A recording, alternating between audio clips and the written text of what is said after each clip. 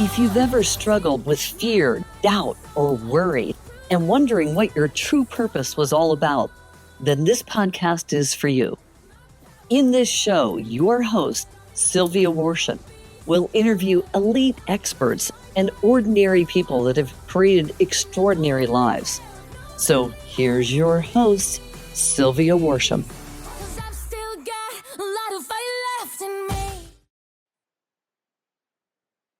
Hey, Lightbringers, it's Sylvia Worsham. Welcome to Release Doubt, Reveal Purpose. And today is Jonathon Aslay. And I was profoundly impacted by what I read on his Podmatch profile when he linked up with me and said, hey, I think I should be on your podcast. And no doubt, for sure, he should be on the podcast because he has amazing story of transformation from pain to purpose, truly from pain to purpose, after losing his identity across the board, divorce, losing his high-end corporate job, crashing in the market in 2008. I remember that, by the way. I was going through a divorce myself. So there was a lot going on in 2008 for me as well. So without further ado, thank you so much, Jonathon, for joining us on Release Doubt, Reveal Purpose. Oh, thanks for having me, Sylvia. I'm excited to chat with you. It's going to be an exciting interview for sure, because really you can tap into anything you want to tap into in regards of your story of transformation. So please do kind of guide us into this pain to story you have. You know, I want to preface something before we get started, and that's for those listening, is that, you know, I know sometimes you hear these podcasts, you hear stories, and you're like, well, how does it relate to me and that sort of thing.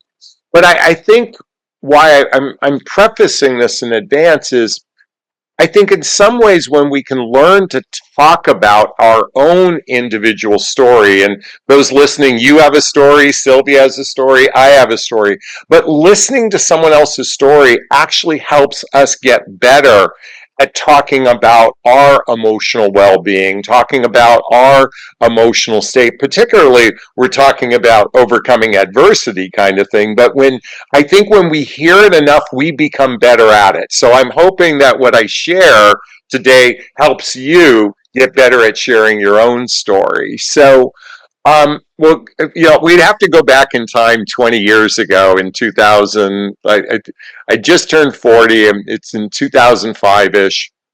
And at that point in my life, I was in corporate insurance. I had a high-end corporate paying job. But in a matter of a month, I got laid off from my high-end corporate job, and I was going through a divorce.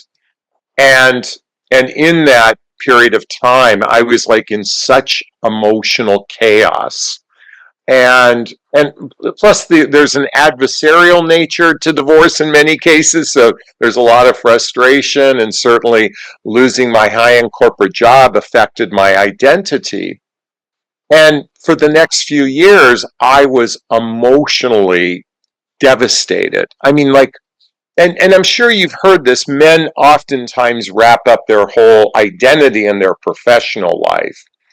And I wasn't in the mood I was trying to, you know, reclaim a job somewhere else, but I was just hitting roadblock after roadblock after roadblock. And the way I navigated life back then was drugs, alcohol, and online dating. I want to be very candid. I'm not proud of that behavior, but it was drugs, alcohol, and online dating that was my drug of choice to self-medicate. And then a few years later, the market crash of 2008, you mentioned, wiped me out financially. And all of a sudden, I went from living in a multi-million-dollar home. I mean, after my divorce, I moved into an apartment. But at one point, I lived in a multi-million-dollar home to literally only $10,000 in my bank account, having to move in with my mother and father in a retirement community. I mean, my emotional state was at rock bottom. I was in the pit of despair. And what's interesting is online dating, you know, became kind of my drug of choice, because what was interesting, and I'm sharing this, I know I'm laughing a little bit, but only because looking back, it's almost humorous to me, but at the time it didn't feel this way. speaking to women online, and I developed a lot of female friendships. I wasn't actually even physically meeting women. I was just talking to them, sharing my story, they're sharing their stories.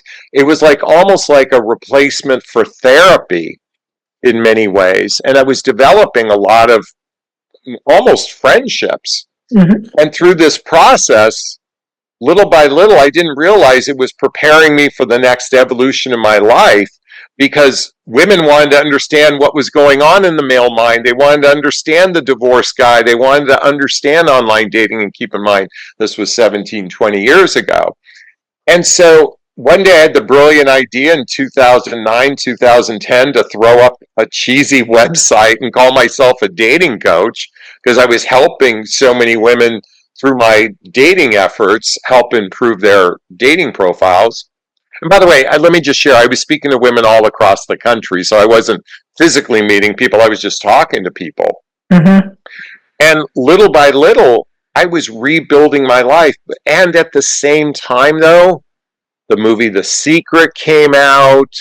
I started to watch Abraham Hicks, Wayne Dyer, Joe Dispenza, Marianne Williamson. I mean, the list goes on of different, and also therapy and that sort of thing. And I began immersing myself in personal development, self-help, spiritual work, and therapy, because I recognized that the problem that I was facing was me. At first, I kind of pointed the finger at everyone else. It was my job. It was my ex-wife. It was this. And I realized I was the common denominator. And when I began immersing myself in personal development, self-help, spiritual work, and therapy, I began feeling more empowered. I started to feel more. And by the way, and this is where all of a sudden I'm aware that I'm responsible for my actions contribute to my experiences. And just in that awareness of objectivity, I started to become happier. I didn't need the drugs and alcohol anymore. I didn't need the addiction of online dating to nurture loneliness and that sort of thing. And I'm going to tell you, this was a long period of time. It wasn't just overnight. But over the course of a decade, I began rebuilding myself from that identity loss. And, today I'm actually considered one of the leading dating or relationship coaches, and I started from scratch 15 years ago. Yeah, it's funny how life works out, doesn't it? We always, our darkest chapters are our biggest teachers. Yeah. They really are. I know that in 2008-9 timeframe, I was getting divorced myself.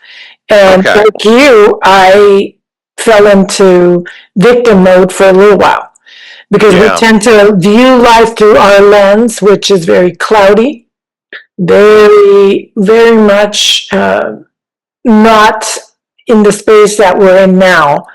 Clearly, like when you become a coach and you understand how the mind works and you start really diving deep into these methodologies and different methodologies, because you have neuro-linguistic programming and you have life coaching and you have therapy, and all of them kind of point to the same concept of look inward for your answers. The answers are not going to come outside of us, although that's how we all grow up thinking. In our first act, we all kind of fall into the same ego trap of this is what success looks like. And then when that falls apart and everything grows dark is when we start seeking our higher source of power. And in my case, it's God. And I started to seek him very fervently, and I felt the pull to seek him. And in those years, I learned to follow him and follow his guidance into my light. But if I tried to do this on my own, oh my goodness, this would have taken way more time than it's taken in the last couple of years. Now in my life, I just allow him to guide me. I don't worry about things that used to really overwhelm me in the past. And it sounds like you're in a space now that you've learned quite a few lessons. Can you share some of those lessons with us? Sure. So, as I look back, I mentioned a number of people that, over the years I read books like the ones I shared with you. And there's a variety of different books, whether it was, I mentioned Abraham Hicks, to Jeff Brown, to Eckhart Tolle, to the John Gottman, to Harvell Hendricks, to Mary Williamson. I started to read the books to develop a sense. Oh, and my favorite of all is The Untethered Soul by Michael Singer, by the way. I mean, I highly recommend that. And by the way, anyone who chooses to buy that book today, do yourself a favor, only read or listen to one chapter at a time. It is so deep that you're going to be in the Marianas Trenches of depth. Don't try to make sense of it all in like one sitting. Break it up into 19 different sittings, because I believe there's 19 chapters. So it's hard to describe self-awareness, and I mean, well, yes and no. I mean, from the standpoint of the tools, well, one of the modalities I did was the Hoffman process. And that's a deep dive into healing childhood wounds and adult traumas.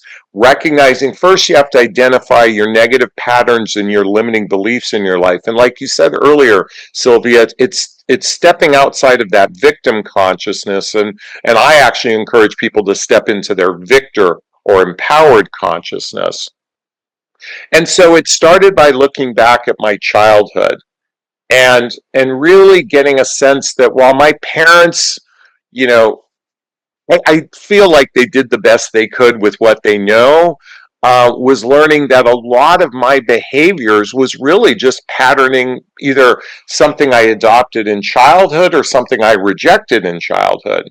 Mm-hmm. And when I was able to step back and see that, it allowed, one of the tools would start with like breathing, learning to just breathe when I felt anxiety, learning to breathe when I froze up, learning to breathe when I wanted to avoid. And just breathing is such an amazing tool that oftentimes humans overlook. Certainly meditation is one of the tools that I use, and they tend to be the two most important in my life, along with, and meditations, both silent and guided meditations. Mm-hmm. And then reading books, as I shared before, is that it allowed me to take a step back and witness myself from the objective point of view, not from that victim point of view.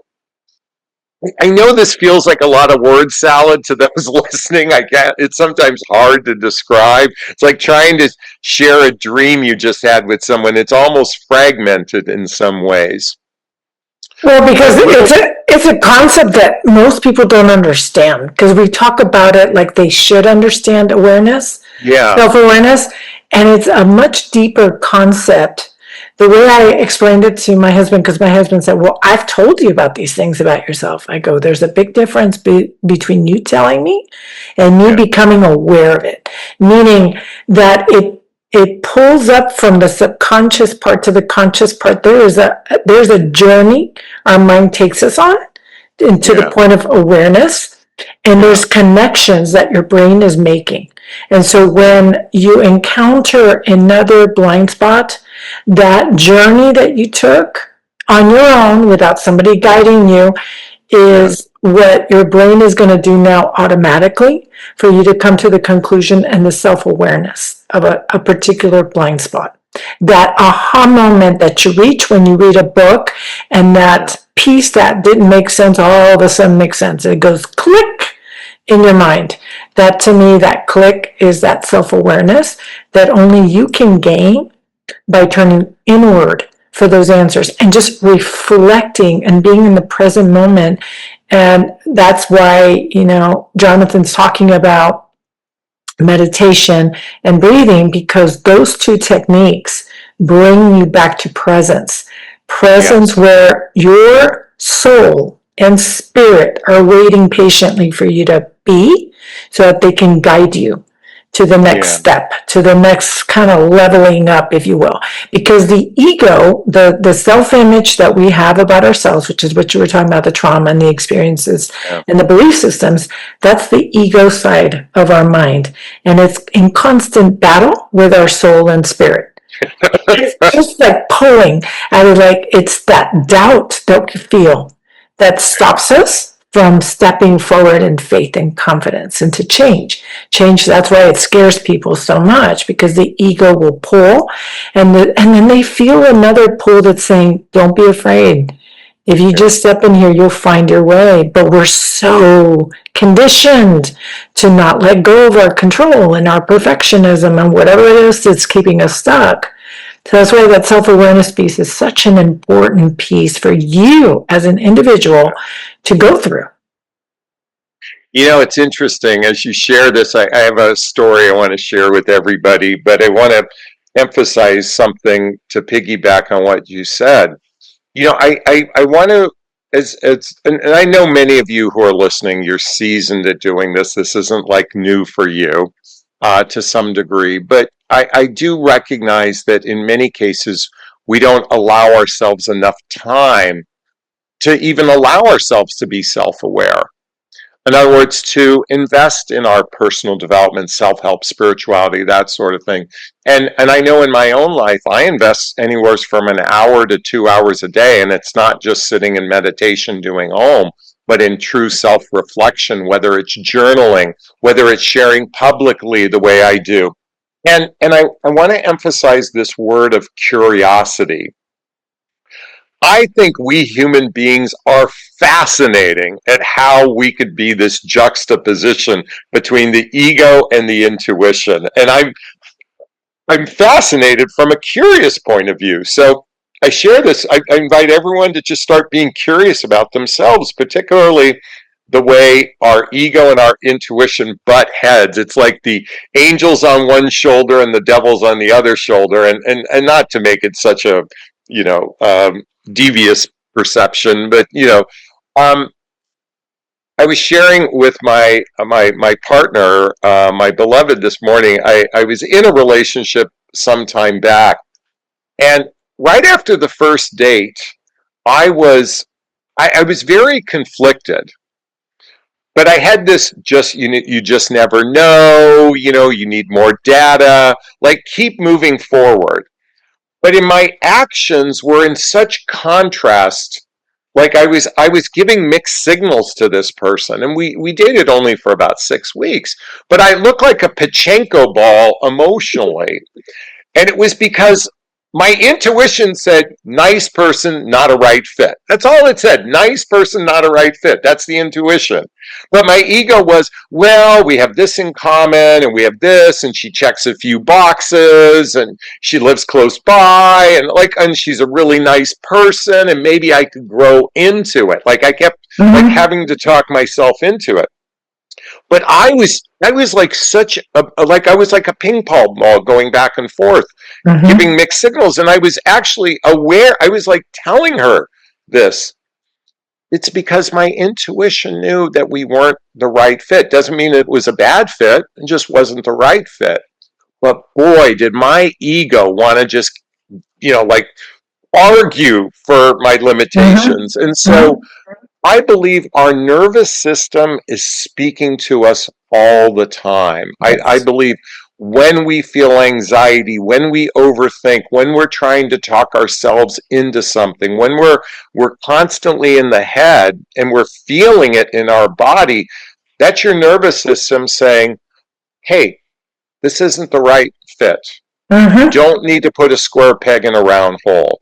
And boy, when I learned that lesson, and I've been at this for a decade and a half, Sylvia, but still, as early as a year ago, I'm experiencing this, because learning to trust our intuition, boy, that takes almost a leap of faith to some degree. Like, because I think that's the real journey of life, is really stepping into our, you call it God, I call it God, universe, spirit, our divinity, our higher self, like learning to really step into our higher self, our God space.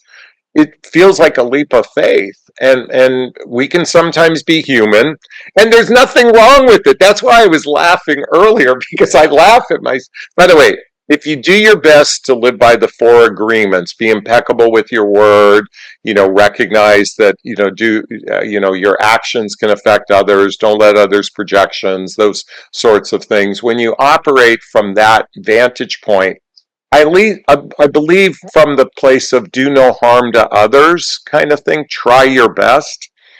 Um, we humans can do some really laughable things. And We that's really why, can. and you know what? And why I'm smiling and laughing at myself, because beating ourselves up is the worst thing you can do.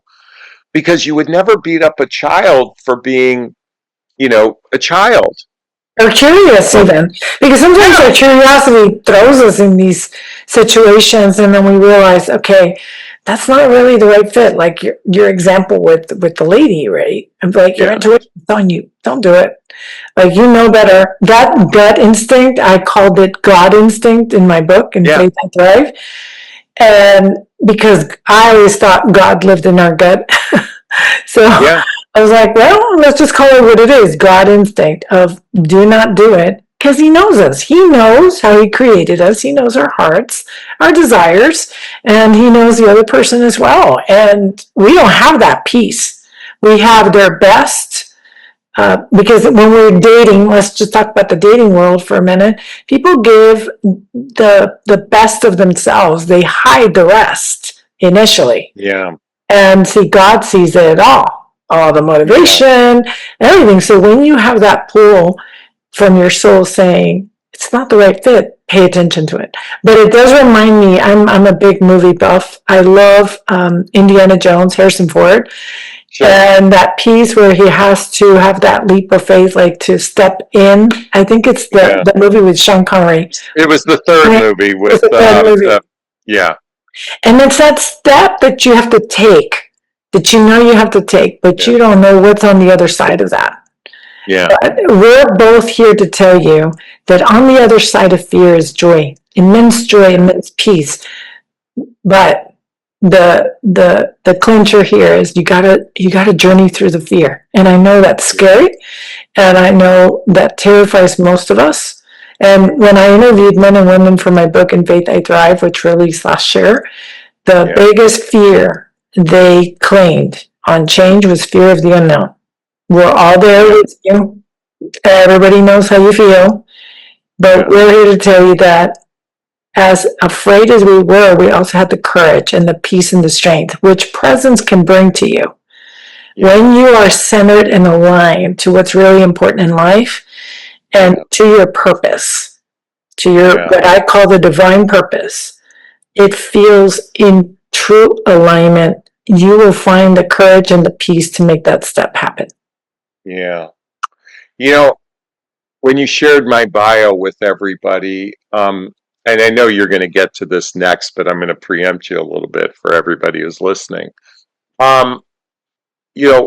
Doing the work, and the word work, I mean, actually, if you can kind of look at it as play, healing oneself, working on oneself, if you can look at it as play, that actually, can put more of a smile on your face. As I look back on my journey, I recognize that things will hit you out of the blue. And in my particular case, in the summer of 2018, my 19-year-old son returned to heaven, is it? As you said. I said graduated into heaven. It's a graduation. Graduated to heaven. Yeah, and he graduated to heaven, and he was 19 years old, and I mean, it was an accident, so there was no, goodbye or anything like that. And boy, did that wake me up in so many different ways, particularly to be present more than anything else. I would say one of the gifts I got from this experience is to really, and when I say present, to appreciate a present moment, is really every moment is a gift. It's precious, and particularly with those we love. And most people would say losing a child probably is the most devastating thing. I mean, we can, depending on the lens, I know parents feel that like that would be the hardest thing I'd ever endure.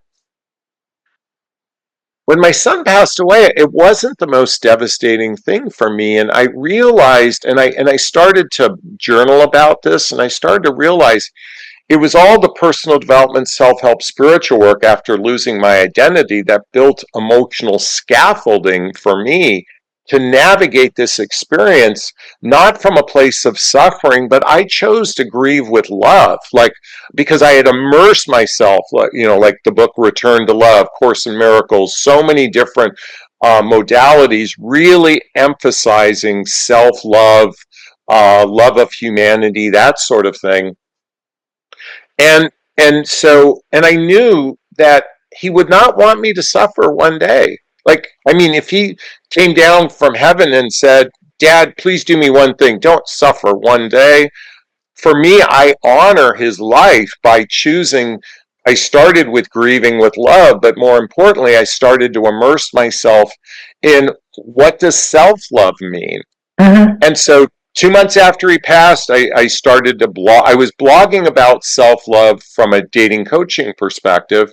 And I'm like, I'm going to turn this into a book. And 9 months after the day passed, I published a book on Amazon called, I'll show it to you, What the Heck is Self-Love Anyway? Mm-hmm. A Journey of Personal Development, Self-Help, Spiritual Work. And it was a bestseller within 24 hours. I was very grateful for that. But I recognized that, oftentimes that empowerment piece, that victim consciousness piece you talked about earlier, was really an opportunity to find ways to love ourselves. And I know self-love can feel kind of confusing for some people. Let me just clarify it really quick. While manicures and pedicures are great for self-care, I think self-love, if I look at the word, I incorporate self-worth, self-esteem, self-confidence, self-reliance. But most importantly, for those of us who are adults, we all have a little 6-year-old inside of us, emotionally speaking. I'm gonna say as much as you might think you're an adult and you're very responsible, we all have an emotional 6-year-old inside of us and the self-love is really nurturing that little emotional 6-year-old inside of us, inside of this adult body. And we're not always getting it right. We could be in conflict with our intuition and our ego and all that kind of stuff. But self-love is just really taking good care of that little emotional 6-year-old inside of us. And I think just like we would a child want to nurture and protect and want the best for, that's what embodiment of self-love is. And again, it's a long journey, or when I say long journey, it's a lifetime journey. Mm-hmm. I believe, like maybe 5 minutes before our passing is when we have full enlightenment, to be candid with you. And the question really becomes, do you want to make your journey of life, do you want to make it one that you can smile at, or do you want to be one that you're frowning at? And I'm just here to encourage everyone to look at their experiences as an opportunity to grow individually. But as I began this conversation, I really want to encourage everyone to start drafting your story. Start, noodling on your story. Start looking at from birth on, because we all have a beautiful, juicy story to share. We do. And I believe when we go inward and start really appreciating all the little facets of who we are, and then share it with others, share your story with others. I believe when we share with others, we encourage that growth. We encourage that awareness piece when we hear it from others as well. That's why your podcast is so important, that you interview so many different people to share their stories. And everyone listening, you have a story too. Start writing it down. It's something worth sharing. It definitely is. And we all have light to share. All of us are born with light. All of us are born fearless and full of curiosity. Yet when we start to encounter different emotional events in our life, circumstances, if you will, or parents telling us no, or imposing their own generational trauma without realizing it, because they don't do it with the intention of hurting their children. They don't know any different.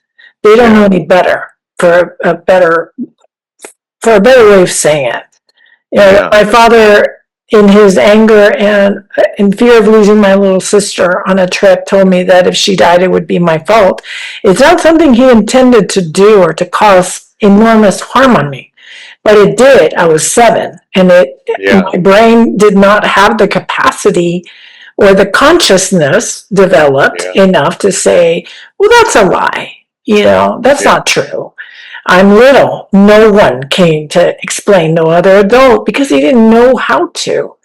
And it took decades of work, because I didn't invite God into the mix. For a long time, I was very self-reliant. And that self-reliance leads to a lot of survival techniques being built, but also a lot of loneliness. We're not meant to journey alone in this life. And I want to emphasize that, because when we see the mountain before us that we think we have to climb on our own, it's not always the case. When you tap into your spirit, that spirit that is inside of all of us, that light, then you can really start to see the solutions before your very own path. But every time you take a step, a solution appears. That's been my experience. It's been my own humble experience. But the trick here is the courage that it takes to take that initial step. That's on you. And you got to make a decision. Do you want to stay exactly where you're at when you're facing tough circumstances? Or do you want to use change as a divine invitation to step into your true light? And that's really where I think both Jonathon and I are trying to gear the conversation towards. One thing I wanted to add, when you did talk about self-love, I did want to interject, because I allow the Holy Spirit to guide my conversations with the people I'm interviewing. And one of the visions he gave me as you were speaking was of one technique I learned long ago in meditation, of all things. In 2020, I had very, very bad anxiety. I was born with anxiety. My father had anxiety, obviously. And so genetically speaking, I'm already there. But I also had it modeled to me by my father. And that doesn't help either. And then I had a major event that occurred that triggered it into full action. And so my anxiety was through the roof once 2020 rolled around, and it started to impact my parenting. It started to spill into the way I was parenting my 2 young kids, and I didn't want that anymore. So I forced myself to sit on a chair, and as hard as it was for me, I started very, very small steps. I started with 5 minutes, because 5 minutes worked for me. But for some people, even 5 minutes is a lot. So just start with whatever you're comfortable with, and then build up slowly. By the end of 2020, I was meditating for over an hour, which was a very big thing for me, because I also have ADD. That's a big one. I get it. I'm anxiety based and ADD, so I get it. Okay, sit still. But it was the best thing for me. One of the techniques that I loved, that I did, that has helped a lot of people in this whole concept of self-love, was to get 3 pictures of you throughout your life. One of my pictures was with me before the trauma occurred. One of them was in high school and at the height of my bullying years, and the other one was of my present day. And I would look at these 3 pictures, and I would just put them all together and say, I love all 3 of you. All 3 of you taught me so much. I know that the bullying one and the little one, you went through a lot of trauma. And you think you need to be around to inform my present. And as much as I love you guys, I really appreciate what you've taught me. But you're not part of me anymore. I love you though, but thank you. You know, and it's accepting those 3 different personas of like your toughest, painful chapters, and forgiving yourself and loving yourself. To me, the concept of self-love came through me as I wrote my first book in 2020. And God was using it to heal my relationship with my father before he passed away last year on Father's Day of all days. Oh my God. Yes. Now he's like, well, you're going to think of me anyways. Might as well be on Father's Day. And so when he graduated, I was in a very different space spiritually. I'm a woman of immense faith. I've been through I've encountered 3 miracles in 72 hours. So my faith is very, very strong. And my relationship with God is one and the same, of my spirit and my soul. And the concept he explained to me in the book was self-love is the way I love and see you. I want you to see and love yourself. Yeah. Because you are one with spirit. Yeah. And the way he loves us is so beautiful. It's way more beautiful than the way we love ourselves. We're super hard on ourselves. I was very critical of myself growing up.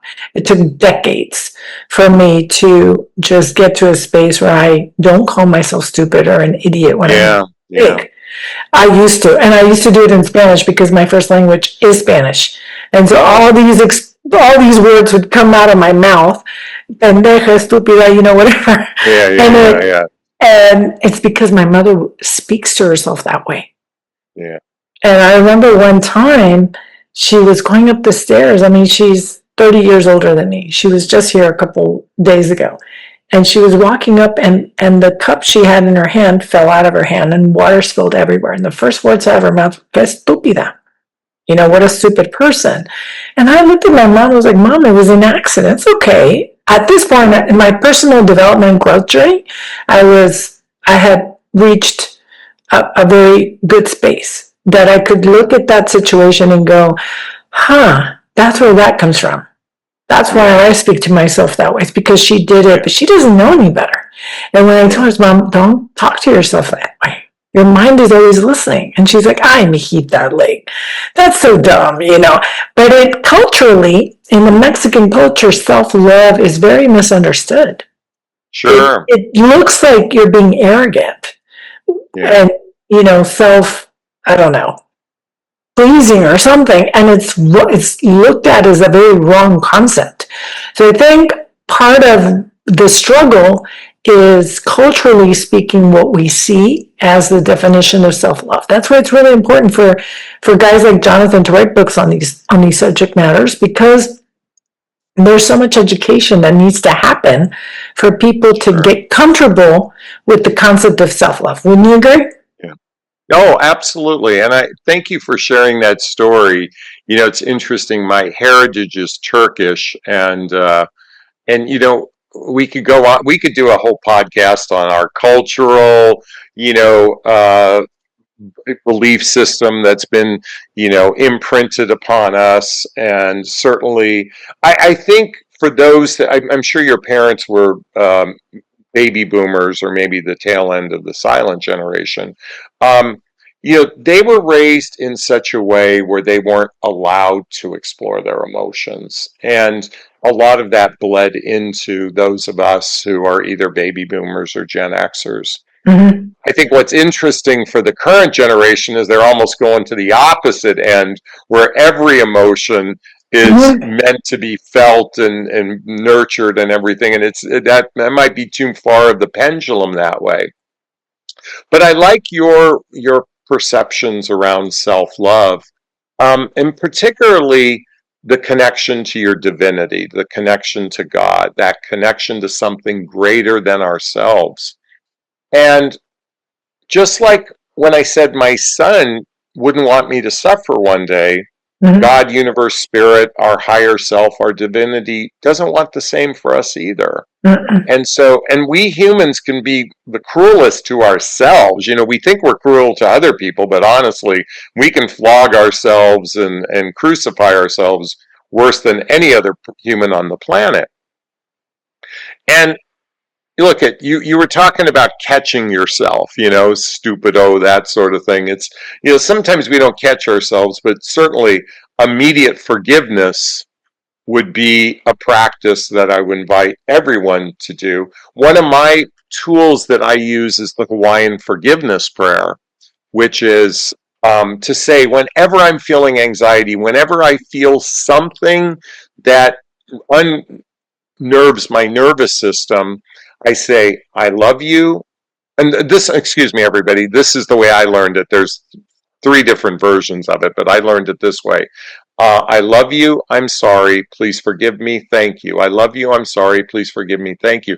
I probably say that to myself 20, 30 times a day in a variety of different circumstances, really just to calm my nervous system. Mm-hmm. Forgiveness is one of the most powerful self-love tools available to us. And it's not always about forgiving others. It's really about nurturing that soul inside of you. So, I hope that our conversation today has, for those listening, will just go in the mirror right now. Go find the Hawaiian forgiveness prayer, also known as the Ho'oponopono. If I pronounce it properly, I do butcher it at times. Go Google it, read it, look in the mirror, say that to yourself. And if you adopt and practice this on a regular basis, just like you said, the meditation for 5 minutes led to an hour, I promise you, you give yourself 30 days, you're going to start feeling better than where you're at today. That's my promise to everyone. I hope you guys get to live up to that. That's amazing. Thank you, Jonathon, for being on the podcast today and for sharing all your wisdom and your stories, all of them. The loss of your identity, the loss of your son, but the gains in the lessons learned and the space that you currently find yourself in. So any last words of encouragement, and how can people find you? Sure. Again, thank you so much. I appreciate being interviewed by you. I think I think I could come up with 20 different words of encouragement, so I'll do what divinity says to me right now. You know what? I think the invitation, give yourself permission, if you don't already do so, and if you do, fabulous, but give yourself permission to spend, whether it's 5 minutes a day, an hour a day, or 2 hours a day, really connecting with your heart, that place inside of you that is all about love.